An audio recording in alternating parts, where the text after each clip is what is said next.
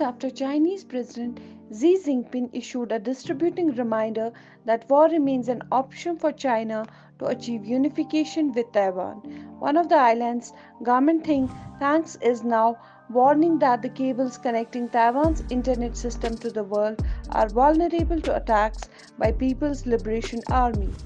Virtually all the undersea cables that handle Asian data transmission traffic run in a narrow band through Taiwan region.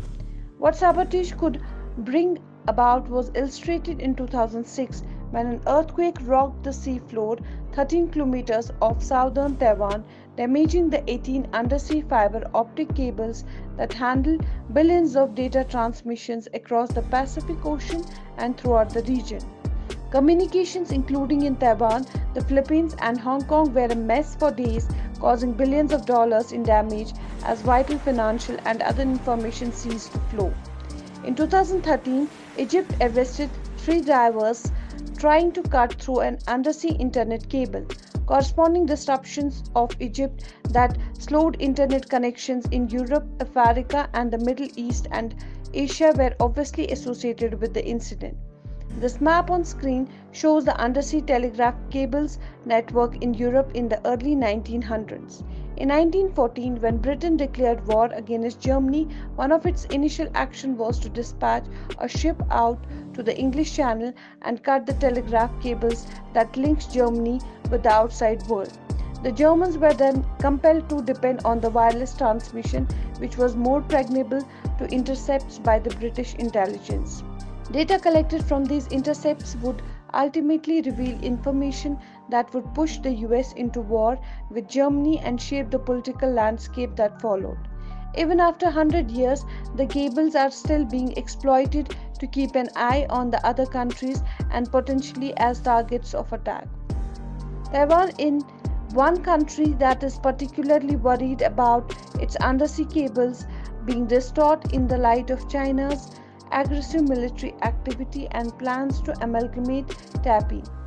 As an island nation, virtually all of Taiwan's communication is transmitted through these undersea cables. An attack on the cables or the sections where they interlink would likely send most of the island offline, putting its government and economy in disorder. So, how likely is Beijing to make use of this frailty? What would be the outcome for Taiwan? Most analysis on the subject convey that China is improbable to cut Taiwan's cables in the same way that Britain did to Germany during First World War. The Asia Pacific region has some of the highest collection of undersea cables in the world that extend more than 800,000 miles. Data circulated through these cables are not just bound for Taiwan but also to other countries like South Korea and Japan. This means an impaired cable in the region could likely lead to information blackouts in other countries, as well as China could risk unnecessarily enmity from its neighbors. More importantly, China itself could be affected. In 2006, when an earthquake struck the seafloor 13 kilometers off southern Taiwan, 18 internet cables in the region were damaged and communications in Hong Kong and surrounding countries were hampered for days, causing billions in damage. In the event of war with Taiwan, Beijing would need the internet for its own communication systems and potentially to relay messages with Taiwan's leadership. Because of this, the PRC is likely to leave the cables as they are. But that's not to say that connection points in Taiwan are out of picture. According to war games conducted by the Center for New American Security, Chinese teams launched hostile attacks on the undersea cables, specifically where they land ashore. In nearly every case, these attacks interrupted and degraded the other side's communications and forced them to rely on lower bandwidth and more pregnable satellite communications. China would carry out these attacks either through cyber attacks on the main communication nodes or through physical destruction of the infrastructure using missiles and air attacks. But regardless of which methods are employed, some sort of a compromise on Taiwan's communication and data infrastructure is likely. According to the US Defense Department, on the lower end of the spectrum, China could implement an air or maritime blockade to cut off Taiwan's imports and force its leadership to the negotiation table. In this scenario, the blockade is likely to include electronic warfare involving network attacks and information operations designed to isolate Taiwan and for China to control the narrative of the conflict. On the higher end of the spectrum, China could launch a full-scale invasion of Taiwan. In this scenario, disabling Taiwan's communication infrastructure is even more crucial as Chinese forces would have to cross the Taiwan Strait and would not have the element of surprise.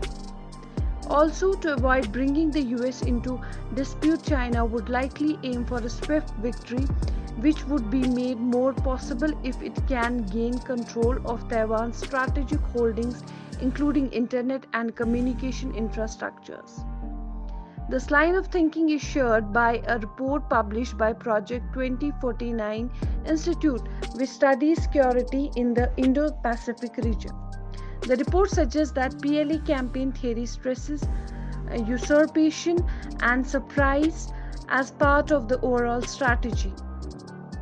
China is likely to concentrate its forces on critical nodes within an enemy's operational system and deploy surprise attacks, including electronic warfare, to wear down Taiwan's political and military leadership.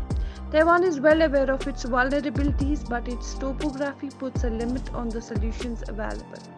More capable cable networks and landing stations could be added, but such projects are costly and time-consuming. The cables are owned by internet companies and respective government approvals are required before such projects can be carried out. Taiwan is not alone in this conundrum. Japan also relies heavily on seabed cables and worries about being drawn into a conflict with China over Taiwan or other islands claimed by Beijing. China has made no indication so far that it plans to attack seabed cables, but a clump of wires was cut in 1914 and a new world order was set in motion. The same could happen again. It would be most advisable for Taiwan to counter threats to undersea cables and satellites with the ability to launch hundreds, if not thousands, of microsatellites cubes at 200 kg in size to re-establish communication links while adding hugely to surveillance capabilities to improve targeting. So guys, this was for today. Give us your thoughts on this in the comment section, and if you appreciate our content, please hit the like button and subscribe to our channel. Share this video with your family and friends. We will meet soon in new video. Thank you. Jai Hind.